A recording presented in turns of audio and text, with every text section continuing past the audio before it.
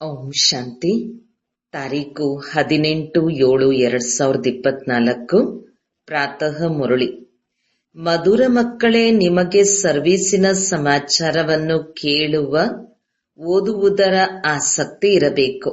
ಏಕೆಂದರೆ ಇದರಿಂದ ಉಮಂಗ ಉತ್ಸಾಹವು ಹೆಚ್ಚುತ್ತದೆ, ಸರ್ವಿಸ್ ಮಾಡುವ ಸಂಕಲ್ಪವೂ ಹೆಚ್ಚುತ್ತದೆ. ಪ್ರಶ್ನೆ: ಸಂಗಮ ಯುಗದಲ್ಲಿ ತಂದೆಯು ನಿಮಗೆ ಸುಖವನ್ನು ಕೊಡುವುದಿಲ್ಲ, ಆದರೆ ಸುಖದ ಮಾರ್ಗವನ್ನು ತಿಳಿಸುತ್ತಾರೆ. ಏಕೆ? ಉತ್ತರ: ಏಕೆಂದರೆ ತಂದೆಗೆ ಎಲ್ಲರೂ ಮಕ್ಕಳಾಗಿದ್ದಾರೆ. ಒಂದು ವೇಳೆ ಒಬ್ಬ ಮಗುವಿಗೆ ಸುಖವನ್ನು ಕೊಟ್ಟರೂ ಸರಿಯಿಲ್ಲ. ಲೌಕಿಕ ತಂದೆಯಿಂದ ಮಕ್ಕಳಿಗೆ ಸಮವಾದ ಆಸ್ತಿಯು ಸಿಗುತ್ತದೆ, ಆದರೆ ಬೇಹದ್ದಿನ ತಂದೆಯು ಭಾಗವನ್ನು ಹಂಚುವುದಿಲ್ಲ, ಸುಖದ ಮಾರ್ಗವನ್ನು ತಿಳಿಸುತ್ತಾರೆ. ಯಾರು ಆ ಮಾರ್ಗದಂತೆ ನಡೆಯುತ್ತಾರೆಯೋ, ಪುರುಷಾರ್ಥ ಮಾಡುತ್ತಾರೆಯೋ, ಅವರಿಗೆ ಶ್ರೇಷ್ಠ ಪದವಿಯು ಸಿಗುತ್ತದೆ. ಮಕ್ಕಳು ಪುರುಷಾರ್ಥ ಮಾಡಬೇಕು. ಎಲ್ಲವೂ ಪುರುಷಾರ್ಥದ ಮೇಲೆ ಆಧಾರಿತವಾಗಿದೆ. ಓಂ ಶಾಂತಿ. ಮಕ್ಕಳಿಗೆ ತಿಳಿದಿದೆ, ತಂದೆಯು ಮುರಳಿಯನ್ನು ನುಡಿಸುತ್ತಾರೆ. ಮುರಳಿಯು ಎಲ್ಲರ ಬಳಿಗೂ ಹೋಗುತ್ತದೆ ಮತ್ತು ಯಾರು ಮುರಳಿಯನ್ನು ಓದಿ ಸರ್ವಿಸ್ ಮಾಡುತ್ತಾರೆಯೋ ಅವರ ಸಮಾಚಾರವು ಪತ್ರಿಕೆಯಲ್ಲಿ ಬರುತ್ತದೆ. ಈಗ ಯಾವ ಮಕ್ಕಳು ಸಮಾಚಾರ ಪತ್ರಿಕೆಯನ್ನು ಓದುತ್ತಾರೆಯೋ ಅವರಿಗೆ ಇಂತಿಂತಹ ಸ್ಥಳದಲ್ಲಿ ಇಂತಹ ಸೇವೆ ನಡೆಯುತ್ತಿದೆ ಎಂದು ಸೇವಾ ಕೇಂದ್ರಗಳ ಸರ್ವೀಸಿನ ಸಮಾಚಾರವು ತಿಳಿಯುತ್ತದೆ ಮತ್ತು ಪುರುಷಾರ್ಥವನ್ನು ಮಾಡುತ್ತಾರೆ. ಸರ್ವೀಸಿನ ಸಮಾಚಾರವನ್ನು ಕೇಳಿ ನಾನು ಇಂತಹ ಸರ್ವಿಸ್ ಮಾಡಬೇಕೆಂದು ಸಂಕಲ್ಪ ಬರುತ್ತದೆ. ನಮ್ಮ ಸಹೋದರ ಸಹೋದರಿಯರು ಎಷ್ಟು ಸರ್ವಿಸ್ ಮಾಡುತ್ತಾರೆಂದು ಮ್ಯಾಗಝೈನ್ಗಳಿಂದ ತಿಳಿಯುತ್ತದೆ. ಇದಂತೂ ಮಕ್ಕಳು ತಿಳಿದುಕೊಂಡಿದ್ದೀರಿ. ಯಾರೆಷ್ಟು ಸರ್ವಿಸ್ ಮಾಡುವರೋ ಅಷ್ಟು ಶ್ರೇಷ್ಠ ಪದವಿಯು ಸಿಗುವುದು. ಆದ್ದರಿಂದ ಸರ್ವಿಸ್ ಮಾಡಲು ಈ ಪತ್ರಿಕೆಯು ಉತ್ಸಾಹವನ್ನು ತರಿಸುತ್ತದೆ. ಇದೇನು ವ್ಯರ್ಥವಾಗಿ ಮುದ್ರಣವಾಗುತ್ತಿಲ್ಲ. ಯಾರು ಇದನ್ನು ಓದುವುದಿಲ್ಲವೋ ಅವರೇ ಇದನ್ನು ವ್ಯರ್ಥವೆಂದು ತಿಳಿಯುತ್ತಾರೆ. ಕೆಲವರು ನಮಗೆ ಓದು ಬರಹ ಗೊತ್ತಿಲ್ಲವೆಂದು ಹೇಳುತ್ತಾರೆ. ಅರೆ, ರಾಮಾಯಣ, ಭಾಗವತ, ಗೀತೆ ಇತ್ಯಾದಿಗಳನ್ನು ಕೇಳಲು ಹೋಗುತ್ತಾರೆ. ಹಾಗೆಯೇ ಇದನ್ನು ಸಹ ಬೇರೆಯವರಿಂದ ಓದಿಸಿ ಕೇಳಬೇಕು. ಇಲ್ಲವೆಂದರೆ ಸರ್ವೀಸಿನ ಉತ್ಸಾಹವೂ ಹೆಚ್ಚುವುದಿಲ್ಲ. ಇಂತಹ ಸ್ಥಳದಲ್ಲಿ ಎಂತಹ ಸರ್ವಿಸ್ ನಡೆಯುತ್ತೆಂಬುದನ್ನು ಓದಿ ಇದರ ಆಸಕ್ತಿ ಇದ್ದರೆ ಅನ್ಯರಿಗೆ ಇದನ್ನು ಓದಿ ತಿಳಿಸಿ ಎಂದು ಹೇಳುತ್ತಾರೆ. ಬಹಳ ಸೇವಾ ಕೇಂದ್ರಗಳಲ್ಲಿ ಇಂತಹವರು ಇರುತ್ತಾರೆ. ಪತ್ರಿಕೆಗಳನ್ನು ಓದುವುದೇ ಇಲ್ಲ. ಕೆಲವರ ಬಳಿಯಂತೂ ಸೇವೆಯ ಹೆಸರು ಗುರುತು ಇರುವುದಿಲ್ಲ. ಅಂದ ಮೇಲೆ ಎಂತಹ ಪದವಿಯನ್ನು ಪಡೆಯುತ್ತಾರೆ? ಇದಂತೂ ತಿಳಿದಿದೆ. ರಾಜಧಾನಿಯು ಸ್ಥಾಪನೆಯಾಗುತ್ತಿದೆ. ಅದರಲ್ಲಿ ಯಾರೆಷ್ಟು ಶ್ರಮ ಪಡುವರೋ ಅಷ್ಟು ಪದವಿಯನ್ನು ಪಡೆಯುತ್ತಾರೆ. ವಿದ್ಯೆಯಲ್ಲಿ ಗಮನ ಕೊಡದಿದ್ದರೆ ಅನುತ್ತೀರ್ಣರಾಗಿ ಬಿಡುತ್ತಾರೆ. ಎಲ್ಲವೂ ಈ ಸಮಯದ ವಿದ್ಯೆಯ ಆಧಾರದ ಮೇಲಿದೆ. ಯಾರೆಷ್ಟು ಓದುತ್ತಾರೋ ಮತ್ತು ಓದಿಸುತ್ತಾರೆಯೋ ಅಷ್ಟೇ ಅವರಿಗೆ ಲಾಭವಿದೆ. ಅನೇಕ ಮಕ್ಕಳಿಗೆ ಪತ್ರಿಕೆಯನ್ನು ಓದುವ ವಿಚಾರವೂ ಸಹ ಬರುವುದಿಲ್ಲ. ಅಂತಹವರು ಬಹಳ ಕಡಿಮೆ ಪದವಿಯನ್ನು ಪಡೆಯುತ್ತಾರೆ. ಇವರು ಇಂತಹ ಪುರುಷಾರ್ಥ ಮಾಡಿದ ಕಾರಣ ಈ ಪದವಿಯು ಸಿಕ್ಕಿತೆಂಬ ವಿಚಾರವು ಸತ್ಯಯುಗದಲ್ಲಿ ಇರುವುದೇ ಇಲ್ಲ. ಇಲ್ಲಿಯೇ ಕರ್ಮ ವಿಕರ್ಮದ ಮಾತುಗಳೆಲ್ಲವೂ ಬುದ್ಧಿಯಲ್ಲಿದೆ. ಕಲ್ಪದ ಸಂಗಮ ಯುಗದಲ್ಲಿಯೇ ತಂದೆಯೂ ತಿಳಿಸಿಕೊಡುತ್ತಾರೆ. ಯಾರು ತಿಳಿದುಕೊಳ್ಳುವುದಿಲ್ಲವೋ ಅವರು ಕಲ್ಲು ಬುದ್ಧಿಯವರು ಎಂದರ್ಥ. ನೀವು ಸಹ ತಿಳಿಯುತ್ತೀರಿ. ಮೊದಲು ನಾವು ಸಹ ತುಚ್ಛ ಬುದ್ಧಿಯವರಾಗಿದ್ದೆವು. ಅವರಲ್ಲಿ ಪರ್ಸೆಂಟೇಜ್ ಇರುತ್ತದೆ. ತಂದೆಯು ಮಕ್ಕಳಿಗೆ ತಿಳಿಸುತ್ತಾ ಇರುತ್ತಾರೆ, ಈಗ ಕಲಿಯುಗವಾಗಿದೆ. ಇದರಲ್ಲಿ ಅಪಾರ ದುಃಖವಿದೆ. ಇಂತಹ ದುಃಖವಿದೆ. ಯಾರು ಬುದ್ಧಿವಂತರಿರುವರೋ ಇವರು ಸರಿಯಾಗಿ ಹೇಳುತ್ತಾರೆಂಬುದನ್ನು ತಕ್ಷಣ ಅರಿತುಕೊಳ್ಳುತ್ತಾರೆ. ನಿಮಗೂ ಸಹ ತಿಳಿದಿದೆ, ನಿನ್ನೆ ನಾವು ಎಷ್ಟೊಂದು ದುಃಖಿಯಾಗಿದ್ದೆವು, ಅಪಾರ ದುಃಖದ ಮಧ್ಯೆಯಲ್ಲಿದ್ದೆವು. ಈಗ ಮತ್ತೆ ಅಪಾರ ಸುಖದ ಮಧ್ಯದಲ್ಲಿ ಹೋಗುತ್ತಿದ್ದೇವೆ. ಇದು ರಾವಣ ರಾಜ್ಯ ಕಲಿಯುಗವೆಂಬುದನ್ನು ಸಹ ನೀವು ತಿಳಿದುಕೊಂಡಿದ್ದೀರಿ. ಯಾರು ತಿಳಿದುಕೊಂಡಿದ್ದಾರೆ ಆದರೆ ಅನ್ಯರಿಗೆ ತಿಳಿಸುವುದಿಲ್ಲವೆಂದರೆ ಅವರು ಏನನ್ನೂ ತಿಳಿದುಕೊಂಡಿಲ್ಲವೆಂದು ತಂದೆಯು ಹೇಳುತ್ತಾರೆ. ಯಾವಾಗ ಸರ್ವಿಸ್ ಮಾಡಿ ಸರ್ವಿಸಿನ ವಿಚಾರವು ಪತ್ರಿಕೆಯಲ್ಲಿ ಬರುವುದೋ ಆಗ ಅವರು ತಿಳಿದುಕೊಂಡಿದ್ದಾರೆಂದು ಅರ್ಥವಾಗುತ್ತದೆ. ದಿನ ಪ್ರತಿದಿನ ತಂದೆಯು ಬಹಳ ಸಹಜವಾದ ಯುಕ್ತಿಗಳನ್ನು ತಿಳಿಸುತ್ತಿರುತ್ತಾರೆ. ಕಲಿಯುಗವು ಇನ್ನೂ ಮಗುವಾಗಿದೆ ಎಂದು ಮನುಷ್ಯರು ತಿಳಿಯುತ್ತಾರೆ. ಯಾವಾಗ ಸಂಗಮ ಯುಗದ ಬಗ್ಗೆ ತಿಳಿಯುವುದೋ ಆಗಲೇ ಸತ್ಯುಗ ಮತ್ತು ಕಲಿಯುಗದ ಹೋಲಿಕೆ ಮಾಡಲು ಸಾಧ್ಯವಾಗುತ್ತದೆ. ಕಲಿಯುಗದಲ್ಲಿ ಅಪಾರ ದುಃಖವಿದೆ, ಸತ್ಯಯುಗದಲ್ಲಿ ಅಪಾರ ಸುಖವಿದೆ. ತಿಳಿಸಿ, ಅಪಾರ ಸುಖವನ್ನು ನಾವು ಮಕ್ಕಳಿಗೆ ತಂದೆಯು ಕೊಡುತ್ತಿದ್ದಾರೆ. ಅದನ್ನು ನಾವು ವರ್ಣನೆ ಮಾಡುತ್ತಿದ್ದೇವೆ. ಅದನ್ನು ಮತ್ಯಾರೂ ತಿಳಿಸಲು ಸಾಧ್ಯವಿಲ್ಲ. ನೀವು ಹೊಸ ಮಾತುಗಳನ್ನು ತಿಳಿಸುತ್ತೀರಿ. ನೀವು ಸ್ವರ್ಗವಾಸಿಗಳು ಅಥವಾ ನರಕವಾಸಿಗಳು ಎನ್ನುವುದನ್ನು ಮತ್ಯಾರೂ ಕೇಳಲು ಸಾಧ್ಯವಿಲ್ಲ. ನೀವು ಮಕ್ಕಳಲ್ಲಿಯೂ ನಂಬರ್ವಾರ್ ಇದ್ದಾರೆ. ಕೆಲವರು ಎಷ್ಟೊಂದು ಅಂಶಗಳನ್ನು ನೆನಪಿಟ್ಟುಕೊಳ್ಳುವುದಿಲ್ಲ. ತಿಳಿಸುವ ಸಮಯದಲ್ಲಿ ದೇಹಾಭಿಮಾನವು ಬಂದು ಬಿಡುತ್ತದೆ. ಆತ್ಮವೇ ಕೇಳುತ್ತದೆ ಮತ್ತು ಧಾರಣೆ ಮಾಡುತ್ತದೆ. ಆದರೆ ಒಳ್ಳೊಳ್ಳೆಯ ಮಹಾರಥಿಗಳು ಸಹ ಇದನ್ನು ಮರೆತು ಹೋಗುತ್ತಾರೆ. ದೇಹಾಭಿಮಾನದಲ್ಲಿ ಬಂದು ಇದನ್ನು ಹೇಳಲು ತೊಡಗುತ್ತಾರೆ. ಹೀಗೆ ಎಲ್ಲರದೂ ಆಗುತ್ತದೆ. ತಂದೆಯು ತಿಳಿಸುತ್ತಾರೆ, ಎಲ್ಲರೂ ಪುರುಷಾರ್ಥಿಗಳಾಗಿದ್ದಾರೆ. ಎಲ್ಲರೂ ಆತ್ಮವೆಂದು ತಿಳಿದು ಮಾತನಾಡುವುದಿಲ್ಲ. ತಂದೆಯು ಆತ್ಮವೆಂದು ತಿಳಿದು ಜ್ಞಾನವನ್ನು ಕೊಡುತ್ತಾರೆ. ಆದರೆ ಯಾರು ಸಹೋದರರೆಂದು ತಿಳಿದ್ದಾರೆಯೋ ಅವರು ಈ ಸ್ಮೃತಿಯಲ್ಲಿ ನಿಲ್ಲುವ ಪುರುಷಾರ್ಥ ಮಾಡುತ್ತಿದ್ದಾರೆ. ಅಂದ ಮೇಲೆ ಮಕ್ಕಳು ಸಹ ತಿಳಿಸಬೇಕು, ಕಲಿಯುಗದಲ್ಲಿ ಅಪಾರ ದುಃಖವಿದೆ, ಸತ್ಯಯುಗದಲ್ಲಿ ಅಪಾರ ಸುಖವಿರುತ್ತದೆ. ಈಗ ಸಂಗಮ ಯುಗವು ನಡೆಯುತ್ತಾ ಇದೆ. ತಂದೆಯು ಸುಖದ ಮಾರ್ಗವನ್ನು ತಿಳಿಸುತ್ತಾರೆ. ಸುಖವನ್ನು ಕೊಡುವುದಿಲ್ಲ, ಆದರೆ ಸುಖದ ಮಾರ್ಗವನ್ನು ತಿಳಿಸುತ್ತಾರೆ. ರಾವಣನು ಸಹ ದುಃಖವನ್ನು ಕೊಡುವುದಿಲ್ಲ, ಆದರೆ ದುಃಖದ ಉಲ್ಟ ಮಾರ್ಗವನ್ನು ತಿಳಿಸುತ್ತಾನೆ. ಮತ್ತೆ ಯಾರೆಷ್ಟು ಪುರುಷಾರ್ಥ ಮಾಡುವರೋ ಅಷ್ಟು ಸುಖವೂ ಸಿಗುತ್ತದೆ. ಸುಖವನ್ನು ಕೊಡುವುದಿಲ್ಲ. ತಂದೆಯ ಶ್ರೀಮತದಂತೆ ನಡೆಯುವುದರಿಂದ ಸುಖ ಪಡೆಯುತ್ತೀರಿ. ತಂದೆಯಂತೂ ಕೇವಲ ಮಾರ್ಗವನ್ನು ತಿಳಿಸುತ್ತಾರೆ. ರಾವಣನಿಂದ ದುಃಖದ ಮಾರ್ಗವು ಸಿಗುತ್ತದೆ. ಒಂದು ವೇಳೆ ತಂದೆಯು ಸುಖ ಕೊಡುವಂತಿದ್ದರೆ ಎಲ್ಲರಿಗೂ ಒಂದೇ ರೀತಿ ಆಸ್ತಿಯು ಸಿಗಬೇಕು. ಹೇಗೆ ಲೌಕಿಕ ತಂದೆಯೂ ಆಸ್ತಿಯನ್ನು ಹಂಚುತ್ತಾರೆ. ಇಲ್ಲಂತೂ ಯಾರು ಎಂತಹ ಪುರುಷಾರ್ಥವನ್ನು ಮಾಡುವರೋ ಅಂತಹದ್ದನ್ನೇ ಪಡೆಯುತ್ತಾರೆ. ತಂದೆಯು ಬಹಳ ಸಹಜವಾದ ಮಾರ್ಗವನ್ನು ತಿಳಿಸುತ್ತಾರೆ. ಹೀಗೀಗೆ ಮಾಡಿದರೆ ಇಷ್ಟು ಶ್ರೇಷ್ಠ ಪದವಿಯನ್ನು ಪಡೆಯುತ್ತೀರಿ. ನೀವು ಎಲ್ಲರಿಗಿಂತ ಹೆಚ್ಚಿನ ಪದವಿಯನ್ನು ಪಡೆಯಬೇಕು. ಓದಬೇಕೆಂದು ಮಕ್ಕಳು ಪುರುಷಾರ್ಥ ಮಾಡಬೇಕಾಗುತ್ತದೆ. ಬಲೆ, ಇವರು ಶ್ರೇಷ್ಠ ಪದವಿಯನ್ನು ಪಡೆಯಲಿ, ನಾನು ಕುಳಿತೇ ಇರುತ್ತೇನೆ ಎಂದಲ್ಲ. ಪುರುಷಾರ್ಥ ಮೊದಲು. ನಾಟಕದ ಅನುಸಾರ ಅವಶ್ಯಕವಾಗಿ ಪುರುಷಾರ್ಥ ಮಾಡಲಾಗುತ್ತದೆ. ಕೆಲವರು ತೀವ್ರ ಪುರುಷಾರ್ಥ ಮಾಡುತ್ತಾರೆ, ಕೆಲವರು ಕಡಿಮೆ ಮಾಡುತ್ತಾರೆ. ಎಲ್ಲವೂ ಪುರುಷಾರ್ಥದ ಮೇಲೆ ಆಧಾರಿತವಾಗಿದೆ. ತಂದೆಯಂತೂ ಮಾರ್ಗವನ್ನು ತಿಳಿಸಿದ್ದಾರೆ. ನನ್ನನ್ನು ನೆನಪು ಮಾಡಿ. ಎಷ್ಟು ನೆನಪು ಮಾಡುತ್ತೀರೋ ಅಷ್ಟು ವಿಕರ್ಮಗಳು ವಿನಾಶವಾಗುತ್ತದೆ. ನಾಟಕದ ಮೇಲೆ ಹಾಕಬಾರದು. ಇದಂತೂ ತಿಳುವಳಿಕೆಯ ಮಾತಾಗಿದೆ. ವಿಶ್ವದ ಇತಿಹಾಸ ಭೂಗೋಳವು ಪುನರಾವರ್ತನೆಯಾಗುತ್ತದೆ ಅಂದಾಗ ಅವಶ್ಯಕವಾಗಿ ಯಾವ ಪಾತ್ರವನ್ನು ಅಭಿನಯಿಸಿದ್ದೀರೋ ಅದನ್ನೇ ಅಭಿನಯಿಸಬೇಕಾಗುತ್ತದೆ. ಎಲ್ಲಾ ಧರ್ಮದವರು ಪುನಃ ತಮ್ಮ ಸಮಯದಲ್ಲಿ ಬರುತ್ತಾರೆ. ತಿಳಿದುಕೊಳ್ಳಿ, ಕ್ರಿಶ್ಚಿಯನ್ನರು ಈಗ 100 ಕೋಟಿ ಇದ್ದಾರೆ.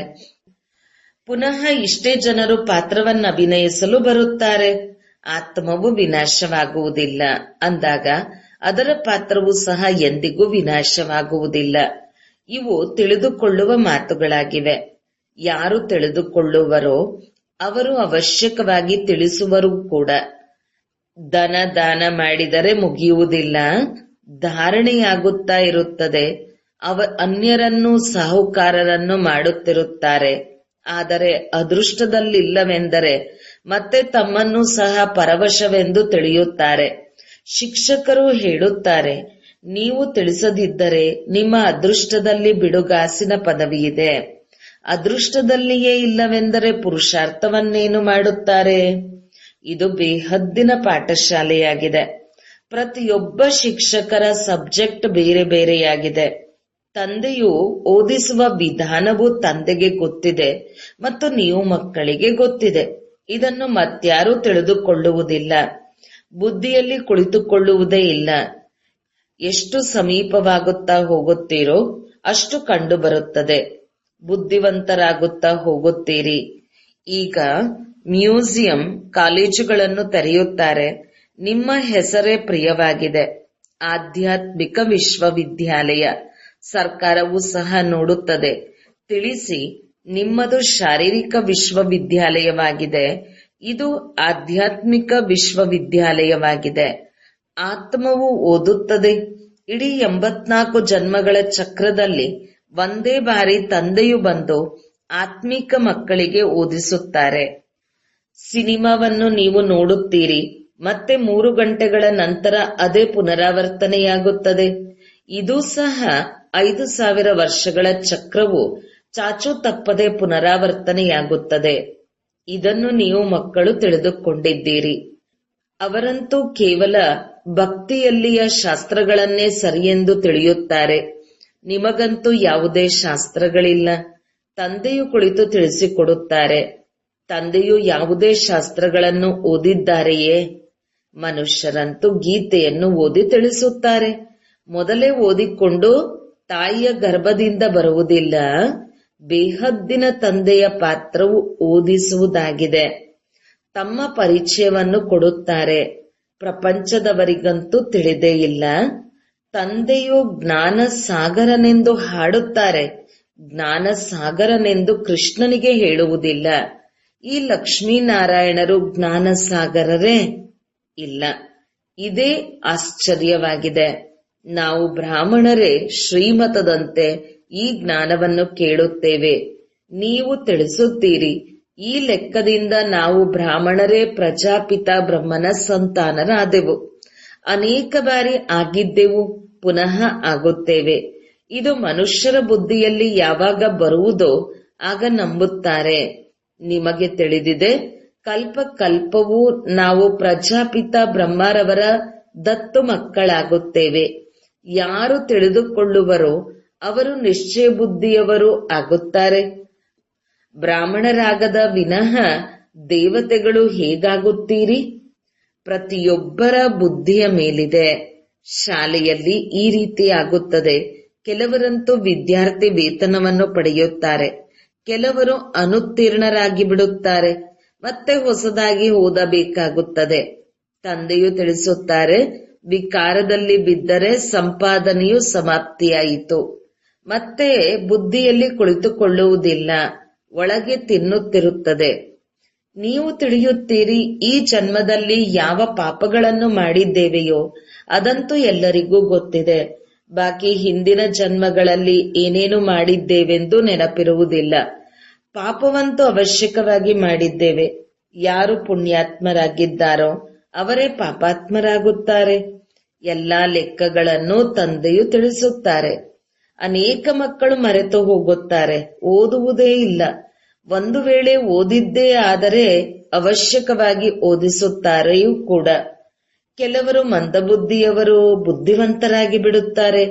ಎಷ್ಟು ದೊಡ್ಡ ವಿದ್ಯೆಯಾಗಿದೆ! ಈ ತಂದೆಯ ವಿದ್ಯೆಯಿಂದಲೇ ಸೂರ್ಯವಂಶಿ ಚಂದ್ರವಂಶಿ ಮನೆತನವು ಸಿಗುವುದಿದೆ.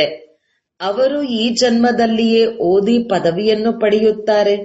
ನಿಮಗೆ ತಿಳಿದಿದೆ, ಈ ವಿದ್ಯೆಯ ಪದವಿಯು ನಂತರ ಹೊಸ ಪ್ರಪಂಚದಲ್ಲಿ ಸಿಗುತ್ತದೆ. ಅದೇನು ದೂರವಿಲ್ಲ. ಬಟ್ಟೆಯನ್ನು ಬದಲಿಸುವ ಹಾಗೆ ಹಳೆಯ ಪ್ರಪಂಚವನ್ನು ಬಿಟ್ಟು ಹೊಸ ಪ್ರಪಂಚಕ್ಕೆ ಹೋಗಬೇಕಾಗಿದೆ. ವಿನಾಶವು ಅವಶ್ಯಕವಾಗಿ ಆಗುತ್ತದೆ. ಈಗ ನೀವು ಹೊಸ ಪ್ರಪಂಚದವರಾಗುತ್ತಿದ್ದೀರಿ. ಮತ್ತೆ ಈ ಹಳೆಯ ಶರೀರವನ್ನು ಬಿಟ್ಟು ಹೋಗಬೇಕು. ನಂಬರ್ ವಾರ್ ರಾಜಧಾನಿಯು ಸ್ಥಾಪನೆಯಾಗುತ್ತಿದೆ. ಯಾರು ಒಳ್ಳೆಯ ರೀತಿಯಲ್ಲಿ ಓದುವರೋ ಅವರೇ ಮೊದಲು ಸ್ವರ್ಗದಲ್ಲಿ ಬರುತ್ತಾರೆ. ಉಳಿದವರು ಕೊನೆಯಲ್ಲಿ ಬರುತ್ತಾರೆ. ಸ್ವರ್ಗದಲ್ಲಿ ಬರಲು ಸಾಧ್ಯವೇ? ಸ್ವರ್ಗದಲ್ಲಿ ಯಾವ ದಾಸದಾಸಿಯರಿರುತ್ತಾರೆಯೋ ಅವರೂ ಸಹ ತಂದೆಯ ಹೃದಯವನ್ನೇರಿರುತ್ತಾರೆ. ಎಲ್ಲರೂ ಬಂದು ಬಿಡುತ್ತಾರೆ ಎಂದಲ್ಲ, ಈಗ ಆತ್ಮಿಕ ಕಾಲೇಜುಗಳನ್ನು ತೆರೆಯುತ್ತಾ ಇರುತ್ತಾರೆ. ಎಲ್ಲರೂ ಬಂದು ಪುರುಷಾರ್ಥ ಮಾಡುತ್ತಾರೆ. ಯಾರು ವಿದ್ಯೆಯಲ್ಲಿ ತೀಕ್ಷ್ಣ ಹೋಗುತ್ತಾರೆಯೋ ಅವರು ಉತ್ತಮ ಪದವಿಯನ್ನು ಪಡೆಯುತ್ತಾರೆ. ಮಂದಬುದ್ಧಿಯವರು ಕಡಿಮೆ ಪದವಿಯನ್ನು ಪಡೆಯುತ್ತಾರೆ. ಮುಂದೆ ಹೋದಂತೆ ಮಂದಬುದ್ಧಿಯವರೂ ಸಹ ಒಳ್ಳೆಯ ಪುರುಷಾರ್ಥ ಮಾಡಲು ತೊಡಗುವ ಸಾಧ್ಯತೆ ಇದೆ. ಕೆಲವರು ಬುದ್ಧಿವಂತರೂ ಸಹ ಕೆಳಗೆ ಬಂದು ಬಿಡುತ್ತಾರೆ. ಪುರುಷಾರ್ಥದಿಂದ ತಿಳಿಯಲಾಗುತ್ತದೆ, ಇದೆಲ್ಲವೂ ನಾಟಕ ನಡೆಯುತ್ತಿದೆ. ಆತ್ಮವು ಶರೀರ ಧಾರಣೆ ಮಾಡಿ ಇಲ್ಲಿ ಪಾತ್ರವನ್ನಭಿನಯಿಸುತ್ತದೆ. ಹೊಸ ವಸ್ತ್ರವನ್ನು ಧಾರಣೆ ಮಾಡಿ ಹೊಸ ಪಾತ್ರವನ್ನಭಿನಯಿಸುತ್ತದೆ. ಕೆಲವೊಮ್ಮೆ ಕೆಲವೊಂದು ರೀತಿ ಆಗುತ್ತದೆ. ಸಂಸ್ಕಾರವು ಆತ್ಮದಲ್ಲಿರುತ್ತದೆ. ಹೊರಗೆ ಯಾರ ಬಳಿಯೂ ಸ್ವಲ್ಪವೂ ಜ್ಞಾನವಿಲ್ಲ. ಯಾವಾಗ ತಂದೆಯು ಬಂದು ಓದಿಸುವರೋ ಆಗಲೇ ಜ್ಞಾನವು ಸಿಗುತ್ತದೆ. ಶಿಕ್ಷಕರೇ ಇಲ್ಲವೆಂದರೆ ಜ್ಞಾನವೆಲ್ಲಿಂದ ಬರುತ್ತದೆ? ಅವರು ಭಕ್ತರಾಗಿದ್ದಾರೆ. ಭಕ್ತಿಯಲ್ಲಿ ಅಪಾರ ದುಃಖವಿದೆ. ಮೀರಾಳಿಗೆ ಬಲೆ ಸಾಕ್ಷಾತ್ಕಾರವಾಯಿತು, ಆದರೆ ಸುಖವಿತ್ತೇನೋ? ಏನು ರೋಗಿಯಾಗಿರಲಿಲ್ಲವೇ? ಸತ್ಯಯುಗದಲ್ಲಂತೂ ಯಾವುದೇ ಪ್ರಕಾರದ ದುಃಖದ ಮಾತೆ ಬರುವುದಿಲ್ಲ. ಇಲ್ಲಿ ಅಪಾರ ದುಃಖವಿದೆ, ಅಲ್ಲಿ ಅಪಾರ ಸುಖವಿರುತ್ತದೆ. ಇಲ್ಲಿ ಎಲ್ಲರೂ ದುಃಖಿಗಳಾಗಿದ್ದಾರೆ. ರಾಜರಿಗೂ ದುಃಖವಿದೆಯಲ್ಲವೇ? ಹೆಸರೇ ಆಗಿದೆ ದುಃಖಧಾಮ, ಅದು ಸುಖಧಾಮವಾಗಿದೆ. ಇದು ಸಂಪೂರ್ಣ ದುಃಖ ಮತ್ತು ಸಂಪೂರ್ಣ ಸುಖದ ಸಂಗಮ ಯುಗವಾಗಿದೆ. ಸತ್ಯಯುಗದಲ್ಲಿ ಸಂಪೂರ್ಣ ಸುಖ, ಕಲಿಯುಗದಲ್ಲಿ ಸಂಪೂರ್ಣ ದುಃಖ. ದುಃಖದ ಯಾವ ವಿಭಿನ್ನತೆ ಇದೆಯೋ ಎಲ್ಲವೂ ವೃದ್ಧಿ ಹೊಂದುತ್ತಿರುತ್ತದೆ. ಮುಂದೆ ಹೋದಂತೆ ಎಷ್ಟೊಂದು ದುಃಖವಾಗುತ್ತಾ ಇರುವುದು. ಅಪಾರ ದುಃಖದ ಪರ್ವತಗಳು ಬೀಳುತ್ತಿರುತ್ತದೆ. ಮನುಷ್ಯರು ನಿಮಗೆ ಭಾಷಣದ ಸಮಯವನ್ನು ಬಹಳ ಕಡಿಮೆ ಕೊಡುತ್ತಾರೆ. 2 ನಿಮಿಷಗಳು ಕೊಟ್ಟರೂ ಸಹ ತಿಳಿಸಿಕೊಡಿ. ಸತ್ಯಯುಗದಲ್ಲಿ ಅಪಾರ ಸುಖವಿತ್ತು, ಅದನ್ನು ತಂದೆಯು ಕೊಡುತ್ತಾರೆ. ರಾವಣನಿಂದ ಅಪಾರ ದುಃಖವು ಸಿಗುತ್ತದೆ. ಈಗ ತಂದೆಯು ತಿಳಿಸುತ್ತಾರೆ, ಕಾಮದ ಮೇಲೆ ಜಯಗಳಿಸಿ, ಆಗ ಜಗಜ್ಜೀತರಾಗುತ್ತೀರಿ. ಈ ಜ್ಞಾನದ ವಿನಾಶವಾಗುವುದಿಲ್ಲ. ಸ್ವಲ್ಪ ಕೇಳಿದರೂ ಸಹ ಸ್ವರ್ಗದಲ್ಲಿ ಬಂದು ಬಿಡುತ್ತಾರೆ. ಅನೇಕರಂತೂ ಪ್ರಜೆಗಳಾಗುತ್ತಾರೆ. ರಾಜನಲ್ಲಿ, ಪ್ರಜೆಗಳಲ್ಲಿ ಪ್ರತಿಯೊಬ್ಬರ ಬುದ್ಧಿಯು ಬೇರೆ ಬೇರೆಯದಾಗಿದೆ. ಯಾರು ತಿಳಿದುಕೊಂಡು ಅನ್ಯರಿಗೆ ತಿಳಿಸುವರೋ ಅವರೇ ಒಳ್ಳೆಯ ಪದವಿಯನ್ನು ಪಡೆಯುತ್ತಾರೆ. ಈ ಶಾಲೆಯೂ ಸಹ ಅಸಾಮಾನ್ಯವಾಗಿದೆ. ಭಗವಂತನು ಬಂದು ಓದಿಸುತ್ತಾರೆ. ಶ್ರೀಕೃಷ್ಣನಂತೂ ದೈವಿ ಗುಣವುಳ್ಳ ದೇವತೆಯಾಗಿದ್ದಾನೆ. ತಂದೆಯು ತಿಳಿಸುತ್ತಾರೆ, ನಾನು ದೈವಿ ಗುಣಗಳು ಮತ್ತು ಆಸುರಿ ಗುಣಗಳಿಂದ ಭಿನ್ನವಾಗಿದ್ದೇನೆ. ನಾನು ನಿಮ್ಮ ತಂದೆ ಓದಿಸಲು ಬಂದಿದ್ದೇನೆ. ಆತ್ಮಿಕ ಜ್ಞಾನವನ್ನು ಪರಮಾತ್ಮನೇ ಕೊಡುತ್ತಾರೆ. ಗೀತಾ ಜ್ಞಾನವನ್ನು ಯಾವುದೇ ದೇಹಧಾರಿ ಮನುಷ್ಯರು, ದೇವತೆಗಳು ಕೊಟ್ಟಿಲ್ಲ. ವಿಷ್ಣು ದೇವತಾಯ ನಮಃ ಎಂದು ಹೇಳುತ್ತಾರೆ ಅಂದಾಗ ಕೃಷ್ಣನು ಯಾರು? ದೇವತಾ ಕೃಷ್ಣನೇ ವಿಷ್ಣು ಆಗಿದ್ದಾರೆಂಬುದು ಯಾರಿಗೂ ತಿಳಿದಿಲ್ಲ. ನಿಮ್ಮಲ್ಲಿಯೂ ಸಹ ಮರೆತು ಹೋಗುತ್ತಾರೆ. ತಾನು ಪೂರ್ಣ ತಿಳಿದುಕೊಂಡಿದ್ದರೆ ಅನ್ಯರಿಗೂ ತಿಳಿಸಬಹುದು. ಸರ್ವಿಸ್ ಮಾಡಿ ಪ್ರತ್ಯಕ್ಷ ಪ್ರಮಾಣವನ್ನು ತೆಗೆದುಕೊಂಡು ಬಂದರೆ ಆಗ ಸರ್ವಿಸ್ ಮಾಡಿದ್ದೀರೆಂದು ತಿಳಿಯುತ್ತದೆ. ಆದ್ದರಿಂದ ತಂದೆಯು ತಿಳಿಸುತ್ತಾರೆ, ಬಹಳ ವಿಸ್ತಾರದ ಸಮಾಚಾರವನ್ನು ಬರೆಯಬೇಡಿ. ಇಂತಹವರು ಬರುವವರಿದ್ದಾರೆ, ಈ ರೀತಿ ಹೇಳಿ ಹೋಗಿದ್ದಾರೆ. ಇದನ್ನು ಬರೆಯುವ ಅವಶ್ಯಕತೆ ಇಲ್ಲ. ಆದಷ್ಟು ಕಡಿಮೆ ಬರೆಯಬೇಕು. ನೋಡಿ, ಬಂದರು, ಅವರು ಜ್ಞಾನದಲ್ಲಿ ನಿಂತರೆ, ಜ್ಞಾನವನ್ನು ತಿಳಿದುಕೊಂಡು ಸರ್ವಿಸ್ ಮಾಡಲು ತೊಡಗಿದಾಗ ಸಮಾಚಾರವನ್ನು ಬರೆಯಿರಿ. ಕೆಲವರು ಶೋ ಮಾಡಿ ಸಮಾಚಾರವನ್ನು ತಿಳಿಸುತ್ತಾರೆ. ತಂದೆಗೆ ಪ್ರತಿಯೊಂದು ಮಾತಿನ ಫಲಿತಾಂಶವೂ ಬೇಕು. ಈ ರೀತಿಯಂತೂ ಕೆಲವರು ತಂದೆಯ ಬಳಿಗೆ ಬರುತ್ತಾರೆ ಮತ್ತು ಹೊರಟು ಹೋಗುತ್ತಾರೆ. ಅದರಿಂದೇನು ಲಾಭ? ಅದಕ್ಕೆ ತಂದೆ ಏನು ಮಾಡುವುದು? ಅವರಿಗೂ ಲಾಭವಿಲ್ಲ, ನಿಮಗೂ ಲಾಭವಿಲ್ಲ. ನಿಮ್ಮ ಮಿಷನ್ನಿನ ವೃದ್ಧಿಯಂತೂ ಆಗಲಿಲ್ಲ. ಒಳ್ಳೆಯದು. ಮಧುರಾತಿ ಮಧುರ ಆಗಲಿ ಮರಳಿ ಸಿಕ್ಕಿರುವಂತ ಮಕ್ಕಳ ಪ್ರತಿ ಮಾತಾಪಿತಾ ಬಾಪ್ದಾದರವರ ನೆನಪು, ಪ್ರೀತಿ ಹಾಗೂ ಸುಪ್ರಭಾತ. ಆತ್ಮೀಯ ಮಕ್ಕಳಿಗೆ ಆತ್ಮೀಯ ತಂದೆಯ ನಮಸ್ತೆ. ಧಾರಣೆಗಾಗಿ ಮುಖ್ಯ ಸಾರ 1. ಯಾವುದೇ ಮಾತಿನಲ್ಲಿ ವಿವಶರಾಗಬಾರದು. ಸ್ವಯಂನಲ್ಲಿ ಜ್ಞಾನ ಧಾರಣೆ ಮಾಡಿಕೊಂಡು ದಾನ ಮಾಡಬೇಕು. ಅನ್ಯರ ಅದೃಷ್ಟವನ್ನು ಬೆಳಗಿಸಬೇಕು. 2. ಯಾರೊಂದಿಗಾದರೂ ಮಾತನಾಡುವ ಸಮಯದಲ್ಲಿ ಸ್ವಯಂವನ್ನು ಆತ್ಮನೆಂದು ತಿಳಿದು ಆತ್ಮದೊಂದಿಗೆ ಮಾತನಾಡಬೇಕು. ಸ್ವಲ್ಪವೂ ದೇಹಾಭಿಮಾನವು ಬರಬಾರದು. ತಂದೆಯಿಂದ ಯಾವ ಅಪಾರ ಸುಖವು ಸಿಗುತ್ತದೆಯೋ ಅದನ್ನು ಅನ್ಯರಿಗೂ ಹಂಚಿಕೊಳ್ಳಬೇಕು. ವರದಾನ: ಹೃದಯ ಮತ್ತು ಬುದ್ಧಿ ಎರಡರ ಬ್ಯಾಲೆನ್ಸಿನಿಂದ ಸೇವೆ ಮಾಡುವಂತಹ ಸದಾ ಸಫಲತಾ ಮೂರ್ತಿ ಭವ. ಕೆಲವೊಮ್ಮೆ ಮಕ್ಕಳು ಸೇವೆಯಲ್ಲಿ ಕೇವಲ ಬುದ್ಧಿಯನ್ನು ಉಪಯೋಗಿಸುತ್ತಾರೆ. ಆದರೆ ಹೃದಯ ಮತ್ತು ಬುದ್ಧಿ ಎರಡನ್ನೂ ಸೇರಿಸಿಕೊಂಡು ಸೇವೆ ಮಾಡಿದ್ದಲ್ಲಿ ಸೇವೆಯಲ್ಲಿ ಸಫಲತಾ ಮೂರ್ತಿಗಳಾಗಿ ಬಿಡುವಿರಿ. ಯಾರು ಕೇವಲ ಬುದ್ಧಿಯಿಂದ ಮಾಡುತ್ತಾರೆ ಅವರ ಬುದ್ಧಿಯಲ್ಲಿ ಸ್ವಲ್ಪ ಸಮಯಕ್ಕಾಗಿ ತಂದೆಯ ನೆನಪಿರುತ್ತದೆ. ಹೌದು, ತಂದೆಯೇ ಇದನ್ನೆಲ್ಲ ಮಾಡಿಸುತ್ತಾರೆ ಎಂದು. ಆದರೆ ಸ್ವಲ್ಪ ಸಮಯದಲ್ಲಿ ನಂತರ ಮತ್ತೆ ಅದೇ ನನ್ನತನ ಬಂದು ಬಿಡುವುದು. ಮತ್ತು ಯಾರು ಹೃದಯದಿಂದ ಮಾಡುತ್ತಾರೆ ಅವರ ಹೃದಯದಲ್ಲಿ ಬಾಬನ ನೆನಪು ಸದಾ ಇರುತ್ತದೆ. ಸೇವೆ ಮಾಡುವುದರ ಫಲವಂತೂ ಸಿಗುತ್ತದೆ. ಮತ್ತು ಒಂದು ವೇಳೆ ಇವೆರಡರ ಬ್ಯಾಲೆನ್ಸ್ ಇದ್ದಾಗ ಸದಾ ಸಫಲತೆ ಸಿಗುತ್ತದೆ. ಸ್ಲೋಗನ್: ಬೇಹದ್ದಿನಲ್ಲಿದ್ದಾಗ ಸೀಮಿತವಾದ ಮಾತುಗಳು ಸ್ವತಃ ಸಮಾಪ್ತಿಯಾಗಿ ಬಿಡುತ್ತದೆ. ಓಂ ಶಾಂತಿ.